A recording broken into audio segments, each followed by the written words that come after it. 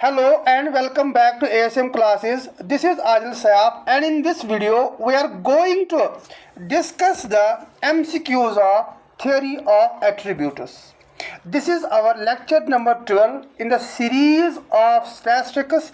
In my last lecture, that was lecture number 11, I have discussed the 22 best and the most important expected MCQs of theory of attributes. अगर अभी तक आपने वो video नहीं देखा है, वहाँ पे मैंने कुछ बेसिक और कुछ इम्पॉर्टेंट इंफॉर्मेशन भी वहाँ पे ऐड की है।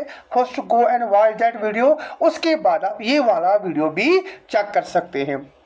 Apart from the theory of जो हमारा यहाँ पे एट्रीब्यूट्स है, मैंने यहाँ पे जो हमारी स्टैटिस्टिक्स सीरीज है ऑलमोस्ट ये कंप्लीट की है। We started from the introduction of statistics, then primary data, secondary data, questionnaire क्या होता है, उसके बाद टैबुलेशन एंड क्लासिफिकेशन के 2 लेक्चर्स आ गए, उसके बाद मेजर्स ऑफ सेंट्रल टेंडेंसी के 3 lectures, then theory of probability के हमने 2 लेक्चर्स लाए, और जो हमारा अभी चल रहा है थियोरी ऑफ एट्रीब्यूट, इसका ऑलरेडी 1 लेक्चर कंप्लीट हुआ है and this is the second lecture. In the second lecture we will discuss the methods of association, कैसे हम जो दो वेरिएबल्स के बीच में जो रिलेशन होती है उसको हम कैसे फाइंड आउट यहाँ पे कर सकते हैं, वही हम आज के लेक्चर में डिस्कस करने वाले हैं। एंड उसके बाद we will start with the theory of index numbers, then demography and statistics, demography and census, and in the end we have vital statistics। ठीक है, चलिए स्टार्ट करते हैं, देखते हैं हमने आज आपके लिए लाया है। But before we start with the questions, make sure आप चैनल को सब्सक्राइब करेंगे, और जो मेरा आज का वीडियो है इन द एंड आप अपना स्कोर भी मुझे कमेंट सेक्शन में बताएंगे, और मेरा जो वीडियो है इसको भी यहाँ पे आप लाइक करेंगे। ठीक है ना। देखिए, अब जो हमारा यहाँ पे पहला क्वेश्चन है, गिवन द क्लास फ्रीक्वेंसीज, हमारे पास फ्रीक्वेंसी दी गई है। ए हमारा कितना है, A is 400, B is 500, A B is 250 and then N is वो हमारा कितना है, 1000 है। अगर आपको याद होगा, हमारे पास जो मेथड्स ऑफ एसोसिएशन है, यूजुअली हमारे पास 3 मेथड्स है। कितने मेथड्स है, 3 मेथड्स है। पढ़ा होगा आपने, एक हमारे पास प्रपोर्शन मेथड आता है, पढ़ा होगा आपने। दूसरा हमारे पास comparison method, it is also called as frequency method. याद रखेंगे, comparison method is also called as frequency method. And the third method जहां से हम अपना जो एसोसिएशन है उसको फाइंड आउट करते हैं, that is Euler's coefficient of correlation. अब मुझे आप एक बात बताइए, यहाँ पे जो हमारा डेटा दिया गया है, इस डेटा के हिसाब से कौन सी यहाँ पे फॉर्मूला अप्लाई होगी। देखिए, अगर हम यही से देखेंगे, यहाँ पे किसकी बात की जा रही है, एन की बात की जा रही है। जहाँ तक जो हमारा फर्स्ट है प्रपोर्शन मेथड, वहाँ पे एन का यूज़ नहीं होता है। जहाँ पे यूलर्स कोएफिशिएंट मेथड है, वहाँ पे भी एन का यूज़ नहीं होता है। दैट मीन्स हमारे पास एक ही मेथड बचता है, दैट इज कंपैरिजन मेथड, जहाँ पे हमारा एन यूज़ होता है। दैट मीन्स अगर आपको याद है हम क्या लिखते हैं, ए बी फॉर्मूला है is equal to frequency of A B is equal to frequency of A into frequency of B divided by total number। ठीक है ना। अब A B कितना है हमारा, A B is 250। हम ये देखते हैं, क्या ये इनके बीच में पॉजिटिव एसोसिएशन है, क्या इनके बीच में नेगेटिव एसोसिएशन है, क्या ये इंडिपेंडेंट है या ये कंप्लीट डिसएसोसिएशन है। 250 इज इक्वल टू ए कितना है हमारा 400 इंटू बी कितना है हमारा, बी है हमारा 500 डिवाइडेड बाई एन कितना है, एन हमारा यहाँ पे 1000 आ जाएगा। दैट मीन्स अगर हम यहाँ पे देखेंगे 400 इंटू 500 कितना होता है, ये हो गया 5 4s are 20, देन यहाँ पे 1 2 3 एंड 4 0 डिवाइडेड बाई, ये 1000 है, डिवाइडेड बाई यहाँ पे हम 1000 करेंगे। ठीक है ना। जो हमारा 1000 है, इससे हम इसको क्या करेंगे, डिवाइड करेंगे। ये 3 0 गए, ये 3 0 हमारे गए। दैट मीन्स यहाँ पे आंसर क्या निकल के आ गया, यहाँ पे आंसर हमारा 200 निकल के आ गया। ए बी किसके बराबर है, ए बी हमारा 250 है। That means this 250 it is greater then 200। और अगर ये ग्रेटर है, तीन हमारे पास रिलेशन आती है, या तो हमें ये बताना है कि whether it is positively associated, whether it is negatively associated और वेदर इट इज इंडिपेंडेंट। अगर इसका वैल्यू ग्रेटर निकल के आ गया, if frequency of A and B is greater than frequency of A into B divided by N, then it is positively associated. और अगर ये लेस देन आता, लेट अस सपोज यहाँ पे हमारा वैल्यू 200 आता और यहाँ पे हमारा 250 आता, या तीसरी सिचुएशन हमारे पास ये आती, अगर हमारे पास वैल्यू 200 आता, दोनों साइड से हमारा 200 आता। अगर ये तीनों सिचुएशन में अगर हम यहाँ पे देखेंगे, यहाँ पे क्या बताया जा रहा है कि जो मेन आंसर है ये हमारा ज़्यादा निकला। Simply that means it is, जो इसका फर्स्ट ऑप्शन है वो करेक्ट आंसर है, इट इज़ पॉजिटिवली एसोसिएटेड, या इनके बीच में जो रिलेशन है वो हमारी यहाँ पे पॉजिटिव रिलेशन है। अगर लेस देन होता देन नेगेटिव एसोसिएशन, अगर इक्वल होता देन यहाँ पे जो एसोसिएशन है बिटवीन द टू वेरिएबल्स वो क्या होती, वो हमारे यहाँ पे इंडिपेंडेंट होती। ये हमारा question number first. Then we have question number second. अब क्वेश्चन नंबर सेकंड क्या बता रहा है, in which of the following conditions या which of the following condition must be satisfied for a class frequencies to be considered consistent. हमें ये बताया जा रहा है कि जो हमारी क्लास फ्रीक्वेंसीज है, ये क्लास फ्रीक्वेंसीज हमारी कंसिस्टेंट कब होनी चाहिए, कब होनी चाहिए हमारा यहाँ पे क्या बता, कौन सी कंडीशन मस्ट यहाँ पे सेटिस्फाई कर रही है। देखिए अगर हम, आपको याद होगा for any consistent of data, हम यहाँ पे ये बताते हैं पहला point, no class frequency should be negative. जब आपने वो लास्ट लेक्चर में मैंने आपको दिखाया था जो हमारा कंसिस्टेंसी टेबल है, कंसिस्टेंसी टेबल में हम पहले ये दिखते हैं कि कोई भी जो हमारी क्लास फ्रीक्वेंसी है वो नेगेटिव नहीं होनी चाहिए। अगर वो नेगेटिव होगी that means data is not consistent, and no class frequency should be greater than N के, ये ज़्यादा नहीं होना चाहिए, ठीक है ना।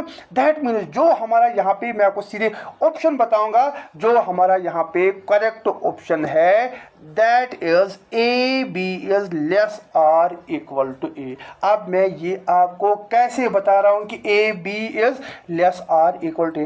लास्ट लेक्चर देखो मेरा वहाँ पे मैंने इन डिटेल ये सारे पॉइंट्स एक एक करके आपको समझाए हैं। ये जो हमारा ए बी है, फ्रीक्वेंसी ऑफ ए बी, यहाँ पे हमारी फ्रीक्वेंसी ऑफ ए बी आती है, और यहाँ पे हमारा ए, जो हमारा ए बी है, इट शुड बी लेस और इक्वल टू ए, क्योंकि अगर ये ज़्यादा निकला देन जो हमारा यहाँ पे वैल्यू है वो हमारा नेगेटिव में निकल के आ जाएगा। ये हमारी पहली ही कंडीशन क्या हो रही है, सेटिस्फाई हो रही है, ठीक है ना।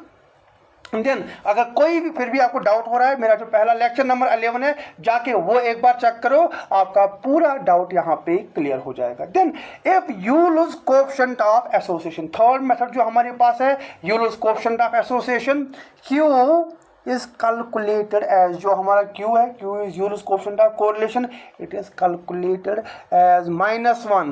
What does it imply about the relationship between A and B? अगर -1, देखिए जो हमारा Euler's coefficient of correlation है, इसकी जो coefficient of correlation, coefficient of association, इसका जो वैल्यू है, अगर आपको याद होगा, इसका value it lies between -1 and +1। पढ़ा होगा आपने, ये -1 क्या दिखा रहा है, -1 यहाँ पे परफेक्ट डिसएसोसिएशन दिखा रहा है यहाँ पे, या नेगेटिवली एसोसिएटेड, और जो +1 यहाँ पे है, +1 यहाँ पे हमारा आएगा पॉजिटिवली एसोसिएटेड, या यहाँ पे परफेक्ट एसोसिएशन आएगा। लेकिन यहाँ पे किसकी बात हो रही है, यहाँ पे माइनस की बात हो रही है। माइनस का मतलब क्या है, यहाँ पे जो फिर जो हमारा करेक्ट ऑप्शन आ जाएगा, इनकंसिस्टेंसी और इनकंसिस्टेंट की बात नहीं हो रही है, इंडिपेंडेंट जो हमारा डेटा होता है in case of Euler's coefficient, independent कब होगा, जब ये Q हमारा किसके बराबर होगा, जब Q हमारा 0 के बराबर होगा। ये याद रखेंगे, जब Q 0 के बराबर होगा वो हमारा इंडिपेंडेंट होगा। अगर आपको याद होगा जो हमारा यूलर्स कोएफिशिएंट ऑफ कोरिलेशन, ऐसे हम एक लाइन ड्रा करते हैं, यहाँ पे हम -1 परफेक्टली जो डिसएसोसिएशन है, और यहाँ पे परफेक्ट एसोसिएशन या नेगेटिवली एसोसिएटेड, यहाँ पे पॉजिटिवली एसोसिएटेड, और इसके बीच में अगर 0 है, 0 हमारा क्या दिखा रहा है, ये हमारा वैल्यू यहाँ पे इंडिपेंडेंट आता है। क्या हमारा आ जाता है? इंडिपेंडेंट। दैट मीन्स -1 से लेकर 0 तक, और यहाँ पे 0 से लेकर, अगर 0 से लेकर 1 तक होगा, दैट मीन्स इनके बीच में जो रिलेशन है वो यहाँ पे पॉजिटिव रिलेशन है या पॉजिटिव एसोसिएशन है। और यहाँ पे जो ये वाला है, इनके बीच में क्या है? इनके बीच में यहाँ पे नेगेटिव एसोसिएशन है। क्वेश्चन के हिसाब से हमारा जो करेक्ट आंसर होना चाहिए that is option C, perfect disassociation यहाँ पे आंसर है। ठीक है ना, समझ आया ये? देन उसके बाद वी है क्वेश्चन नंबर 4। क्वेश्चन नंबर 4 फिर से हमारा यहाँ पे ये बता रहा है, कंसिडर द फॉलोइंग एट्रीब्यूट्स। हमारे पास एट्रीब्यूट्स है, ए दिया गया है, बी दिया गया है, ए बी एंड एन। देखिए जहाँ पे भी एन हो आपको याद रखना है, वहाँ पे हमारा जो फ्रीक्वेंसी मेथड है या जो कंपैरिजन मेथड है वो यहाँ पे अप्लाई होगा। अब हमें ये बताना है कि क्या जो हमारा डेटा है whether they are like independent, जो A and B are A and B independent, क्या ये इंडिपेंडेंट है? क्या हमारा डाटा इनकंसिस्टेंट है? क्या हमारा data no they are negatively, क्या ये नेगेटिवली एसोसिएटेड है या क्या ये पॉजिटिवली एसोसिएटेड है? अब ये हमें कब पता चलेगा? हम क्या करेंगे, हम इसका वैल्यू फाइंड आउट करेंगे। अब मैं सीधे लिखूंगा formula, frequency of A and B किसके बराबर है? Frequency of A and B is equal to 18 divided by 30 into 60 B, 60 divided by 100। ज़रा यहाँ पे हमारा क्या आ जाएगा? यहाँ पे हमारा 18 आ जाएगा। 18 इज इक्वल टू 30 इंटू 60 कितना होता है? 1800। यहाँ पे 00 डिवाइडेड बाई 100 यहाँ पे आ जाएगा। यहाँ पे हमारा 18 किसके बराबर आएगा? 18 इज इक्वल टू, ये 2 0 गए, ये 2 0 गए, इसका मतलब 18 किसके बराबर आएगा? 18 is equal to 18। That means yes they are, जो ए एंड बी है they are independent. A and, क्योंकि यहाँ पे क्या निकला, जो ए एंड बी है, frequency of A and B, जो हमारी frequency of A and B is equal to frequency of A multiplied by frequency of B divided by N. समझ आए? अगर ये ज़्यादा निकलता देन यहाँ पे पॉजिटिव एसोसिएट होता, और अगर ये कम निकला यहाँ पे हमारा आंसर नेगेटिवली एसोसिएटेड निकला। लेकिन हमने क्या देखा, यहाँ पे हमारी वेरिएबल्स LHS किसके बराबर आ रहा है? LHS is equal to RHS के बराबर यहाँ पे डेटा निकल रहा है। दैट मीन्स जो हमारे वेरिएबल्स है they are independent. Question number 4। ठीक है ना? फिर भी अगर आपको कोई डाउट हो रहा है you can ask me in the comment section. Then उसके बाद we have question number 6। Question number 6, in study of 200 individuals का हम यहाँ पे क्या कर रहे हैं? Question number 5 not 6, it is 5। In study of 200 individuals 120 are literate and 100 were employed. इसमें जो 120 है वो लिटरेट है और 100 एम्प्लॉयड है। If 60 individuals were both literate and employed, what is the value of Euler's coefficient of association? वहीं से हमारी फार्मूला की बात की गई है। हमें क्या बताना है? यहाँ पे हमें प्रॉपर फार्मूला का यूज़ करना। लेकिन फार्मूला यूज़ करने से पहले हमें क्या करना होगा? हमें यहाँ पे जो हमारी वैल्यूज़ है, जो वेरिएबल्स है वो फाइंड आउट करने होंगे। देखिए जो हमारा, पहले हम लिखेंगे जो हमारा n है, यहाँ पे मैं लिख के रखूँगा ताकि आपको समझ आए। n इज़ वो हमारा 200 number of, total number of attributes, इसको 200 हमारे पास यहाँ पे टोटल क्लास है। देन नंबर ऑफ, याद रखेंगे, ठीक है ना? नंबर ऑफ लिटरेटर्स, सिंपल मैं लिखूंगा LIT, number of literates is 120। Let us suppose जो नंबर ऑफ लिटरेटर्स है ये हमारा A आएगा, ठीक है ना? देन उसके बाद नंबर ऑफ एम्प्लॉयड, ये भी हमारा दिया गया है EMP। नंबर ऑफ एम्प्लॉयड कितना है? That is over 100। Late us suppose जो 100 है ये हमारा वैल्यू क्या निकल के आ जाएगा? B निकल के आ जाएगा। और वही से क्वेश्चन क्या बता रहा है? If 60 were both literate and employed, that means जो हमारा number of literate and employed वो कितना है, वो हमारा 60 है। दैट मीन्स जो हमारा A and B literate and employed दोनों यहाँ पे प्रेजेंस दिखा रहा है। अगर एब्सेंस होगा देन यहाँ पे इलिटरेट और यहाँ पे अनएम्प्लॉयड आ जाएगा। अभी हम किसकी बात कर रहे हैं, presence of attributes, positive attributes A and B.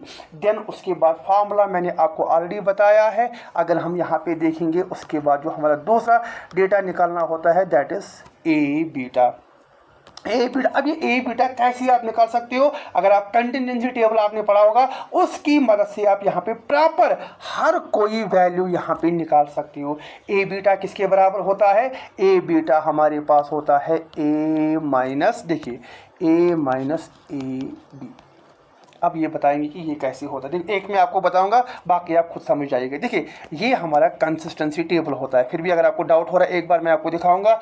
ये हमारा कंसिस्टेंसी टेबल होता है। यहाँ पे हम ए लिखते हैं, हियर वी आल्सो राइट ए। यहाँ पे हमारा अल्फा है, यहाँ पे हमारा अल्फा है, यहाँ पे हमारा बी है, यहाँ पे भी हमारा बी है, हियर वी है बीटा और यहाँ से भी हमारा क्या है, बीटा। अब हमें निकालना क्या है, ए बी। ज़रा ए बीटा, ए बीटा कहाँ पे आएगा, यहाँ पे हमारा ए बीटा आएगा। ये निकालना है ए बीटा के ऊपर कौन सा वैल्यू है, ए बीटा के ऊपर हमारा ए बी का वैल्यू है। दैट मीन्स जो हमारा ए बी है, ए बी किसके बराबर, एक तो ये जो अल्टीमेट फ्रीक्वेंसी क्लास है इसका ए माइनस जो ए बी है। ऐसे ही आप क्या कर सकते हैं, ऐसे ही आप हर किसी क्लास का यहाँ पे क्या कर सकते हैं, हर किसी क्लास का या हर कोई यहाँ पे जो आपका वेरिएबल है वो यहाँ पे निकाल सकते हैं। पहले मैं इसको एक बार आप करूँगा, ठीक है ना, वो यहाँ पे आप क्या कर सकते हैं, निकाल सकते हैं। आई होप आपको ये समझ आया होगा मैं ये वैल्यूज़ कैसे फाइंड आउट करता हूँ, ठीक है ना। देन उसके बाद ए भी आया समझ। देन ए कितना है हमारे पास, ए है हमारे पास, एक सेकंड, देन ए है हमारे पास 120 माइनस ए बी कितना है 60। दैट मीन्स जो हमारा ए बीटा निकलेगा वो किसके बराबर निकलेगा, वो हमारे 60 के बराबर निकलेगा। दो वैल्यूज़ अभी हमारे पास आ गए, एक वैल्यू जो हमारे पास निकल के आ गया दैट इज़ ए बीटा और दूसरा हमारे पास ए बी निकल के आ गया। लेकिन अभी हमें और दो values use coefficient of correlation, coefficient of association, आपको याद होगा उसकी फार्मूला क्या है, आगे मैं आपको दिखाऊंगा। लेकिन अभी मैं क्या कर रहा हूँ, just I am trying to find out the values that will be used in our formula. दो उसके बाद हम क्या करेंगे, हम यहाँ पे पहले अल्फा बी की फार्मूला निकालेंगे। किसकी, नॉन the alpha beta, alpha B की। अब अल्फा बी की फार्मूला फिर से आप कंटिजेंसी टेबल का यूज़ करोगे, जैसे मैंने पहले बताया था सेम वैसे ही करोगे। आप लिखोगे इसकी formula B minus A B.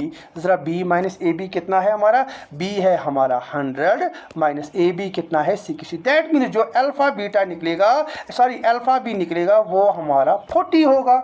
In the same way अब आप क्या कर सकते हो, अब आप अल्फा बीटा निकाल सकते हो। अल्फा बीटा हमारे किसके बराबर होता है, अल्फा बीटा हमारा होता है अल्फा, ध्यान से देखिएगा, अल्फा माइनस अल्फा बी, इसी के बराबर होता है ये अल्फा माइनस अल्फा बी। लेकिन अल्फा अभी हमारे पास ये नहीं पता है कि जो हमारा अल्फा वेरिएबल क्या है। देखिए तीन वेरिएबल्स, चार हमें यहाँ पे डेटा निकालना होता है, तीन हमने ऑलरेडी निकाला, एक हमने निकाला यहाँ पे ए बी, दूसरा हमने निकाला यहाँ पे A beta A B and third alpha B हमने निकाला। अब हमें क्या निकालना है, अल्फा बीटा। लेकिन अल्फा बीटा निकालने के लिए हमें पहले क्या पता होना चाहिए, अल्फा का वैल्यू क्या है। अब अल्फा का वैल्यू आप कैसे निकालेंगे, अल्फा क्या आपको नहीं पता होता है, अल्फा हमारा होता है n माइनस ए। अगर मैं यहाँ पे कंटिजेंसी, ध्यान से देखिएगा, मैं यहाँ पे कंटिजेंसी टेबल बना रहा हूँ, ठीक है ना। कंटिजेंसी टेबल यहाँ पे n है, यहाँ पे अल्फा है और यहाँ पे a है। ये हम कर रहे हैं ना, मैं यहाँ पे क्या कर रहा हूँ, मैं सीधा जो मैंने पहले मैं किया था, पहला जब मैंने ये निकाला था ए बीटा, सेम मैं यहीं पे भी यूज़ कर रहा हूँ। मैं यहाँ पे n minus A is equal to वो किसके बराबर होता है, वो हमारा अल्फा के बराबर होता है। और जब आप n माइनस ए करेंगे वो वेरिएबल हमारा कितना निकल गया है, n हमारा टोटल कितना है, n हमारा यहाँ पे टोटल है 200 माइनस ए कितना है, ए ऑलरेडी हमारे पास 120 है। 200 माइनस 120 कितना होता है 80। ये आप याद देखेंगे अल्फ़ा हमारा फोर्थ वेरिएबल नहीं है, अल्फ़ा हमारा यहाँ पे 80 है। अब हमें निकालना क्या था, समझ आया कैसे निकाला मैंने यहाँ पे अल्फ़ा निकाला, अल्फ़ा का वैल्यू कितना निकल के आ गया, अल्फ़ा का वैल्यू 80 निकल के आ गया। उसके बाद मैं यहाँ पे अब इसको यहाँ पे पुट करूँगा। अब 80 माइनस, एक सेकंड ठहरिए, यहाँ पे मैं क्या लिखूँगा, 80 माइनस अल्फ़ा बी। अब अल्फ़ा बी कितना निकला है हमारे, वो हमारा 40 निकला है। 80 माइनस 40 इज इक्वल टू 40 हमारे पास यहाँ पे 4 वैल्यू। इसका आप स्क्रीनशॉट लीजिए, या अगर आप लिख रहे हैं मैं इसको रब करूँगा, उसके बाद में जो स्लाइड है दूसरी स्लाइड पे जाऊँगा, वहाँ पे मैंने एक ब्लैंक पेज रखा है, वहाँ पे हम क्वेश्चन को सॉल्व करेंगे। अब अभी मैं सिर्फ क्या कर रहा था, अभी मैंने अभी ये नहीं देखा है कि इनके बीच में एसोसिएशन क्या है, मैं अभी क्या कर रहा था, अपनी जो वेरिएबल्स है उनको फाइंड आउट कर रहा था। अब हम देखेंगे इनके बीच में एसोसिएशन क्या है, वो किससे हमें पता चलेगा, जब हम क्या करेंगे, यहाँ पे इनका फार्मूला यूज करेंगे। अब आप सभी को पता होगा फार्मूला क्या। अब हम क्या करेंगे, अब हम यहाँ पे फार्मूला का यूज करेंगे। फार्मूला हमारी क्या है, फार्मूला हम यहाँ पे एक बार लिखते हैं, A B into alpha beta minus A beta into alpha B divided by same formula A B into alpha beta plus, लेकिन नीचे क्या आएगा, plus A beta into alpha B. जब आपको फार्मूला पता है, फार्मूला हमने देखा फार्मूला क्या, उसके बाद हम वेरिएबल्स का यूज़ करेंगे। वेरिएबल्स हमने ऑलरेडी वहाँ पे निकाले, लिख के रखे हैं मैं वो सीधे यहाँ पे इंसर्ट करूँगा। 60 into 40 minus 60 into 40 divided by 60 into 40 same आएगा, प्लस 60 इंटू 40। जब आपको वेरिएबल्स यहाँ पे सेम दिखेंगे, हमारा जो आंसर क्या निकलेगा, यहाँ पे हमारा यहाँ पे आंसर 0 निकल के आ जाएगा। क्योंकि जब आप इन दो को करोगे और इसके साथ इसको माइनस करोगे, ठीक है ना, वो कितना निकल के आ जाएगा, वो हमारा यहाँ पे 0 ही निकल के आ जाएगा, ठीक है ना। एनीथिंग डिवाइड बाई 0 वो हमारा कितना होता है, वो हमारा 0 ही होता है। दैट मीन्स अगर यहाँ पे हमारा 0 निकल के आ गया, इसका मतलब हमारा आंसर क्या होगा, हमारा आंसर यहाँ पे डी पार्ट होगा। दैट मीन्स जो वैल्यू है, हमें यहाँ पे क्या फाइंड आउट करना था, value of coefficient of association, वो हमारा यहाँ पे 0 0। दैट मीन्स जो हमारी वैल्यूज है ये क्या है, ये यहाँ पे हमारा वैल्यू इंडिपेंडेंट है। ये पॉइंट भी आप याद रखेंगे, ठीक है ना। Question number 5, then we have question number 5 हो गया। Then we have question number 6, which of the following describes the comparison method. किसकी बात हो रही है, comparison method for checking the association between two attributes. Association में फाइंड आउट करना method से हम यही करते हैं, with the help of methods we try to find out the association between various variables. अब कैसे आप एसोसिएशन फाइंड करोगे, मैंने आपको पहले ही बताया, जहाँ पे भी आपको m दिखेगा समझ लेना वो कौन सी फार्मूला है, वो हमारी कंपैरिजन मेथड, या it is also called as, इसको फ्रीक्वेंसी मेथड भी बोला जाता है। ए पार्ट इसका सही आंसर है, ठीक है ना। देन देखिए फार्मूला क्या होती है, A B is equal to frequency of A into frequency of B divided by N, ये इसकी फार्मूला होती है। इजी था ये। देन उसके बाद वी है क्वेश्चन नंबर 7, इंपॉर्टेंट है क्वेश्चन नंबर 7, ध्यान से देखिएगा। If the attribute A represent smokers, A हमारे पास क्या है, smokers, and B represents cancer patients, B represents cancer patients. A हमारे ये नहीं बताया अभी प्रेजेंस क्या है, एब्सेंस क्या है, सिर्फ ये बताया जा रहा है कि एक एट्रीब्यूट हमारे पास है, दे आर स्मोकर्स, एंड जो हमारे बी है they are cancer patients, and it is found that, ये क्या किया गया है, ये फाउंड आउट किया गया है, दैट इज ए बी जो हमारा है it is less than frequency of A B is less than frequency of A into frequency of B divided by N.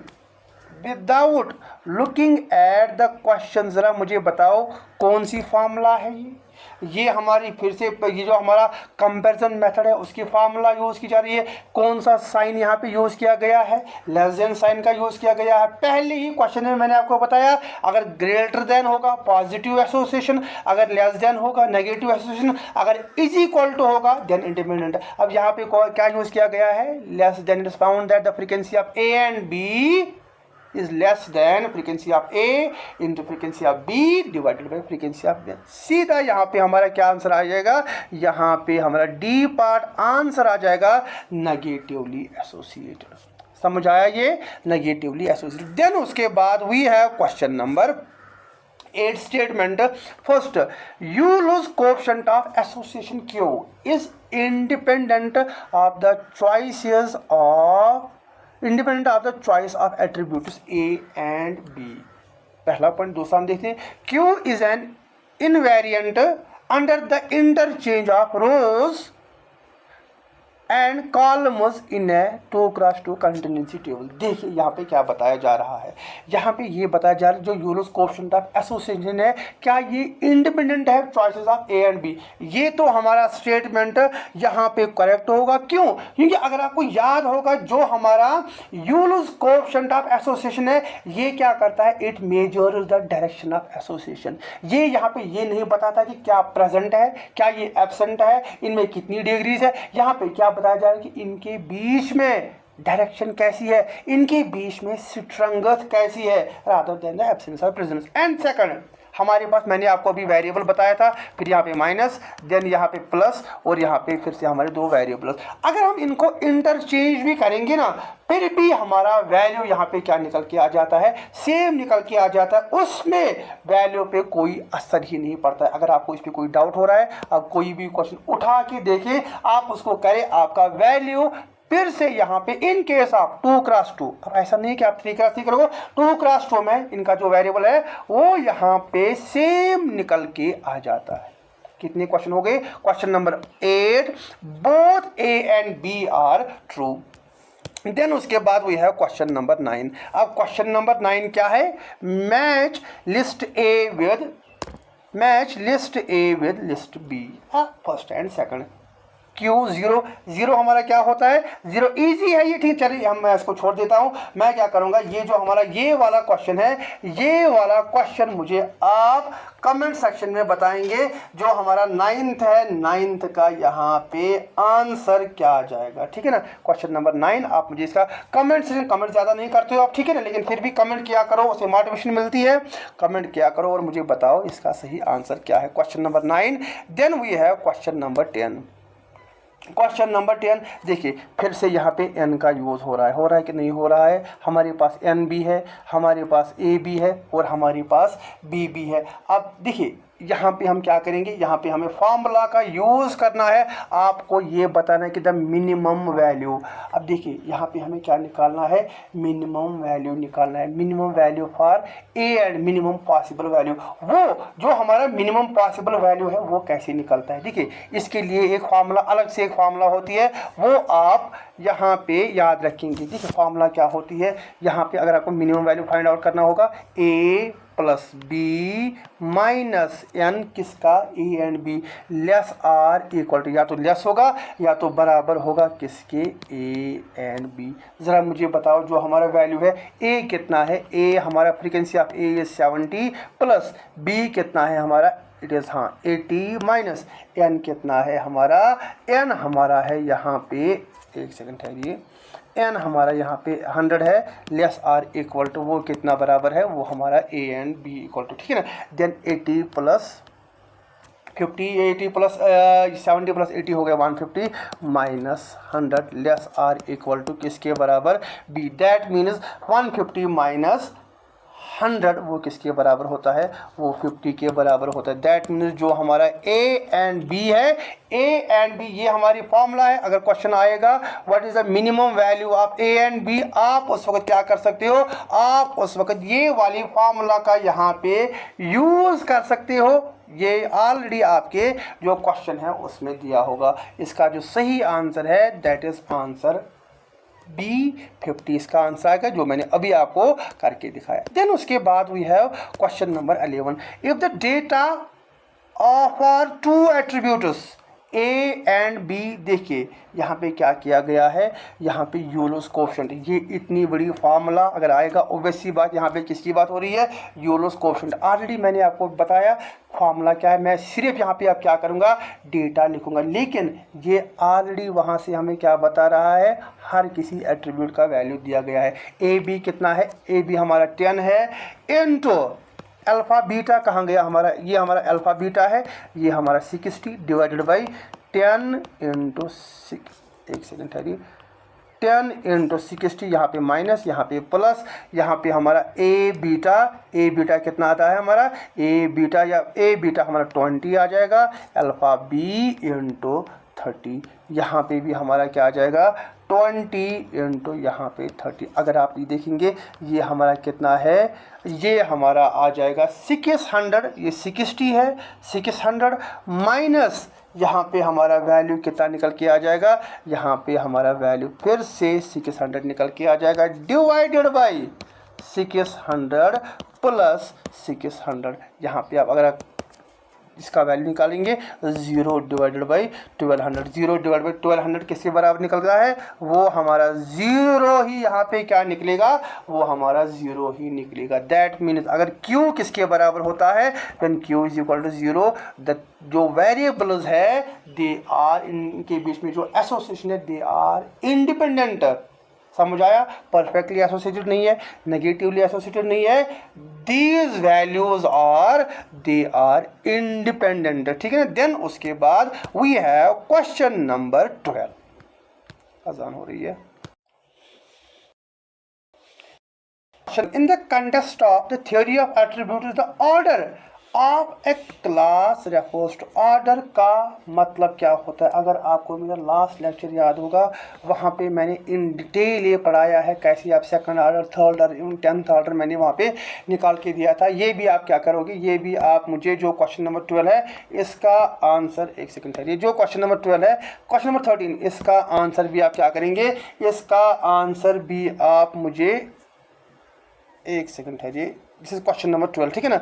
इसका आंसर भी आप क्या करेंगे मुझे कमेंट सेक्शन में, क्योंकि लास्ट लेक्चर में मैंने सिर्फ इसी के बारे में बात की। Then we have question number 13, which method is specially used to measure the intensity of association between the two attributes rather than just determining its existence। अभी मैंने जो आपको स्टेटमेंट बेस्ड कल ये क्वेश्चन कराया था, उससे मैंने आपको बताया था जो हमारा यूल्स कोएफिशिएंट ऑफ एसोसिएशन होता है, उसमें यही दिखाया जा रहा है कि जो इनके बीच में स्ट्रेंथ है, जो इनके बीच में डिग्री है, जो इनके बीच में इंटेंसिटी है, वो हम कैसे फाइंड आउट कर सकते हैं, with the help of Yule's coefficient of association. Then उसके बाद ये question number 13, question number 14, question number 14 किसके बारे में बात किया जा रहा है, यहाँ पे given the frequencies A, then we have frequency of A, frequency of B, A B and N. देखिए ये 2 बार मैंने आज के लेक्चर में ये क्वेश्चन रिपीट किया। आप क्या करेंगे, ये वाला क्वेश्चन भी आप मुझे कमेंट सेक्शन में, क्योंकि 2 बार मैंने ऑलरेडी ये क्वेश्चन किया है, अब मैं तीसरी बार ये क्वेश्चन नहीं करूँगा। इसका आंसर आप मुझे कमेंट सेक्शन में बताएंगे। इसका बहुत ही ईजी है क्वेश्चन। किया मैंने आपको फार्मूला भी बताई। यहाँ पे हमारा कौन सा मेथड यूज़ होगा, यहाँ पे हमारा फ्रीक्वेंसी मेथड या जो हमारा कंपेरिजन मेथड है वो यहाँ पे यूज होगा। देन उसके बाद वी हैव क्वेश्चन नंबर 15। अब क्वेश्चन नंबर 15 में क्या बताया जा रहा है कि if n is equal to 100, अगर हमारे पास n 100 है, a कितना है, a 60 है, frequency of a, frequency of b is 50 and ab, frequency of ab is equal to 50। Find the frequency of alpha and beta की हमारी यहाँ पे frequency and check for consistency. और हमें ये देखना है कि क्या ये कंसिस्टेंट है या क्या ये कंसिस्टेंट नहीं है, ठीक है ना। अगर ये कंसिस्टेंट है देन ये हमारा किस में आ जाएगा, पॉजिटिव वैल्यू में आ जाएगा। देखिए कंसिस्टेंसी को फाइंड आउट करने के लिए आप क्या करेंगे, हर किसी क्वेश्चन में आप क्या करेंगे, ये जो मैं ऐसे तीन तीन यहाँ पे लाइन्स ड्रा कर रहा हूँ, आप भी अकॉर्डिंगली तीन तीन लाइन्स ड्रा, इससे इजी हो जाता है। n कितना है हमारे पास, n हमारे पास यहाँ पे 100 है। देन a कितना है, a हमारा यहाँ पे 60 है। b कितना है, b हमारा यहाँ पे 50 है। a b कितना है, a b हमारा यहाँ पे हमारा a b आ जाएगा, a b हमारा यहाँ पे 20 है।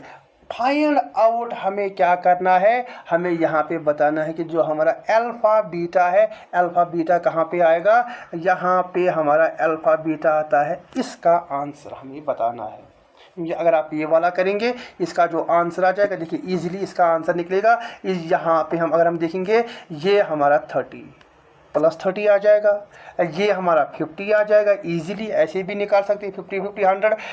ये हमारा कितना निकल के आ जाएगा, 40 निकल के आ जाएगा इजीली। ये हमारा कितना है, ये हमारा यहाँ पे 40 आ जाएगा। कोई फार्मूला यूज़ किए बिना मैंने यहाँ पे इसका आंसर निकाला। अब मुझे बताओ 30 + 10 कितना होता है, 40। ये मैच हो रहा है, 40 + 10 कितना होता है, वो हमारा 50 होता है। दैट मीन्स जो हमारा एक तो ये पॉजिटिव आएगा, ये तो हमारा कंसिस्टेंट है and it is positive. Data कितना है, 10 है। इजी क्वेश्चन था ये, ठीक है ना, बहुत ही आसानी से हमने इसको सॉल्व किया। क्वेश्चन नंबर 10, अगर ऐसे क्वेश्चन आएंगे जहाँ पे भी आपको दिखेगा इन जो भी, चाहे ए है, चाहे हमारा यहाँ पे ए है, अल्फ़ा है, यहाँ पे हमारा बी है, बीटा है, A alpha B beta, alpha beta आएगा या ए बी आएगा, आप क्या करोगे, जैसे मैं ये ऐसे 1 2 3 एग्जाम में भी आप ऐसे करेंगे, 1 2 3 ऐसे ड्रा करेंगे एंड जल्दी जल्दी। ये कैसे होगा, अगर जितनी ज़्यादा आपकी प्रैक्टिस होगी उतना ज़्यादा आप क्या करोगे, इन क्वेश्चंस को यहाँ पे उतना ज़्यादा कर पाओगे, ठीक है ना। ये हमारा बी पार्ट इसका सही आंसर है। देन उसके बाद we have question number 16। Question number 16, for 2 × 2 table, if the cross product A frequency of AB multiplied by frequency of alpha beta is equal to frequency of A beta and alpha b, the attributes of, मैंने आपको पहले ही बताया था, जो हमारी cross frequency में होता है हमारे पास जो वेरिएबल्स है वो हमारा सेम निकल के आ जाएगा, ठीक है ना। क्रॉस प्रोडक्ट में हमारा जो वेरिएबल्स है वो हमारा सेम निकल के आ जाएगा। दैट मीन्स जब भी आप इक्वल क्लासेस का यहाँ पे क्या करेंगे, यहाँ पे उसका जो वैल्यू है वो निकालने की कोशिश करेंगे, हमेशा इसका जो वेरिएबल है वो कितना निकलेगा, 0। अभी मैंने 2 क्वेश्चंस आपको इसी में दिखाए जहाँ पे हमारे जो वेरिएबल्स है वो हमारे मोर और लेस यहाँ पे क्या निकल रहे थे, वो हमारे मोर और लेस सेम निकल के 2 क्वेश्चन में मैंने आपको ऑलरेडी ये दिखाया जब हम क्रॉस प्रोडक्ट करते। दैट मीन्स अगर ये 0 है, इसका मतलब क्या है, दे आर कंप्लीटली, यहाँ पे क्या है, they are completely independent. 0 signifies they are completely independent, ठीक है ना। Question number 16। Then we have question number 17। अब क्वेश्चन नंबर 17 हमें क्या बता रहा है, यहाँ पे ध्यान से देखेंगे। इन ए स्टडी ऑफ 200 पीपल, एन कितना है हमारा, फिर से हम यहाँ पे लिखेंगे, एन हमारा कितना है 200, 120 वायर वैक्सीनेटेड। ए हमारा कितना निकल के आ जाएंगे, चलिए हम इसको ए लिखेंगे, ए हमारा निकल के आ जाएगा 120। एन हमारा यहाँ पे मैं लिखूँगा एन इज इक्वल टू, चलिए ऊपर ही लिखते हैं, एंड बी जो हमारा बी है यहाँ पे, देन एंड 80 वायर नॉट, यहाँ पे जो हमारी पूरी पॉपुलेशन है। ए जो हमारा यहाँ पे वैल्यू निकल के आ जाएगा, दैट मीन्स वो यहाँ पे बताया जा रहा है कि वो वैक्सीनेटेड है। और जो हमारे पास वैक्सीनेटेड जिनमें वैक्सीनेट नहीं किया गया है वो हमारा यहाँ पे कितना है, अगर वैक्सीन नहीं किया गया, ये प्रेजेंस है, ये एब्सेंस दिखा रहा है, वो हमारा कितना आएगा 80। ये पता ये कैसे निकाला मैंने आपको पहले ही लास्ट लेक्चर में बताया था, जो हमारा capital letters A B and C it signifies positive association या presence of attributes and the negative. अगर वैक्सीन किया गया है दैट मीन्स प्रेजेंस पॉजिटिव, और जिनको वैक्सीन नहीं किया गया है एब्सेंस ऑफ एट्रीब्यूट्स, वो नेगेटिव वैल्यू यहाँ पे शो कर रहा है। दैट मीन्स अगर 120 है, 80 में से 120 में से 200 में से 120 गए, हमारे पास 80 बच गए। देन उसके बाद यहाँ पे दूसरा ये बताया जा रहा है कि 30 vaccinated people got the disease. अब बी कितना है यहाँ पे, बी हम नीचे ही लिखेंगे, यहाँ पे जो हमारा बी है, बी हमारे पास यहाँ पे 30 है। 30 मतलब प्रिजनर्स बी है, मगर ये क्या बता रहा है कि vaccinated people who got disease, vaccinated people, जिनको क्या हुआ है, जिनको यहाँ पे डिजीज़ हुई है। वाइल जो यहाँ पे हमारा, अगर देखिए यहाँ पे क्या है, वैक्सीनेटेड भी है और इनको यहाँ पे डिजीज़ भी हुई है, दैट मीन्स यहाँ पे दोनों वेरिएबल्स होंगे, यहाँ पे हमारा ए भी होगा और यहाँ पे हमारा बी भी होगा। एंड देन वाइल 40 आर ये अनवैक्सीनेटेड यहाँ पे अल्फा भी आ जाएगा, एंड अनवैक्सीनेटेड गॉट द, जिनको क्या हुई है, डिजीज़ हमारा क्या आ जाएगा, डिजीज़ हमारा यहाँ पे बी आ जाएगा।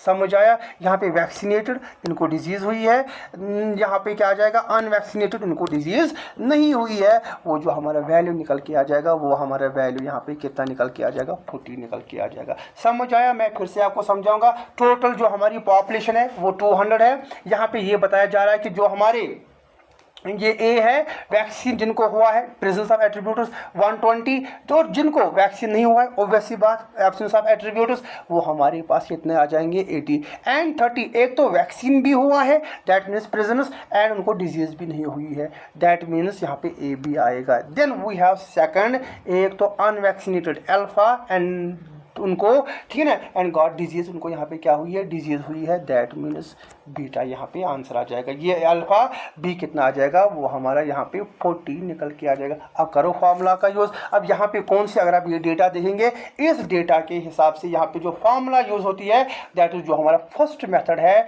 वो जो हमारा दिस प्रपोर्शन मेथड, उसका यहाँ पे यूज़ होता है। और प्रपोर्शन मेथड की फार्मूला क्या होती है, A B divided by A is equal to, क्या वो किसके बराबर निकाल लिया, अब फिलहाल हम ऐसे ही लिखेंगे, is equal to alpha B divided by alpha. ये हमारी फार्मूला होती है, या आपने देखा होगा बी, यहाँ पे फिर बी लिखा होता है, ये हमारी फार्मूला होती है। अब इसको हम कैसे करेंगे, ए बी हमारा कितना है, ए बी हमारा 30 है, ए बी कितना है हमारा 120 इज इक्वल टू, मैं पहले ऐसे ही इसको लिखूंगा, देन यहाँ पे 40 है, 40 डिवाइडेड बाई 80, ये इसके साथ गया, ये इसके साथ गया, 3 1 जार, यहाँ पे क्या जाएगा, 3 4 जार, 1 डिवाइडेड बाई 4 कितना होता है, 0.25, एंड देन 1 डिवाइडेड बाई 2 कितना होता है, 0.5, that means 0.25 is less then 0.5। अगर ये लेस देन 0.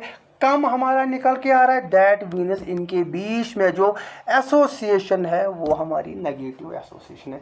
समझ आया कैसे किया मैंने, यहाँ पे मैंने फिर आखिर में देखा they are negatively, how they are negatively associated, क्योंकि जो हमारी frequency of A and B है, ये वाला ज़्यादा निकल रहा है as compare to the frequency of this alpha B divided by alpha. Question number 17। उसके बाद वी हैव क्वेश्चन नंबर 18। अब क्वेश्चन नंबर 18, एक सेकंड ठहरिए, हाँ ये है क्वेश्चन नंबर 18।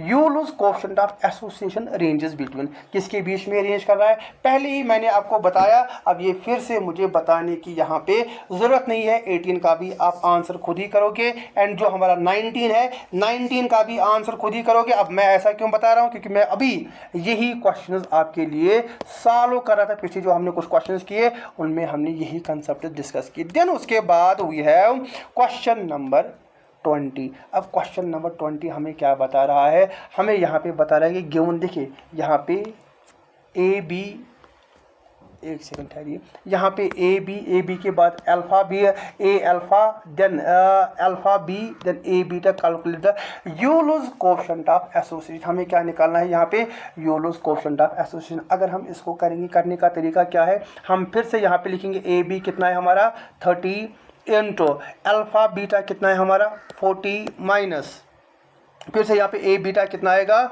ये हमारा आ जाएगा 10 मल्टीप्लाइड बाई अल्फा बीटा कितना है 20 divide by variable same 40 into 30 into 40 plus 10 plus 20, ज़रा कितना होता है वो हमारा होता है 1200 माइनस ये कितना होता है हमारा 200 डिवाइडेड बाई, यहाँ पे कितना आ जाएगा 1200 माइनस 1200 प्लस 200, यहाँ पे 1200, ये हमारा क्या आ जाएगा 1000 डिवाइडेड बाई 1400। समझ आ रहा है कैसे मैं कर रहा हूँ? 1000 डिवाइडेड बाई 1400 अगर हम करेंगे, ये 2 जीरो हमारे गए, ये 2 जीरो हमारे गए, देन 10 डिवाइडेड बाई 14 जब आप करोगे वो जो हमारा आंसर निकलेगा दैट इज 0.71 यहाँ पे हमारा आंसर निकलेगा। दैट मीन्स इसका जो सही आंसर है वो हमारा 0.71 आंसर निकल के आ जाता है।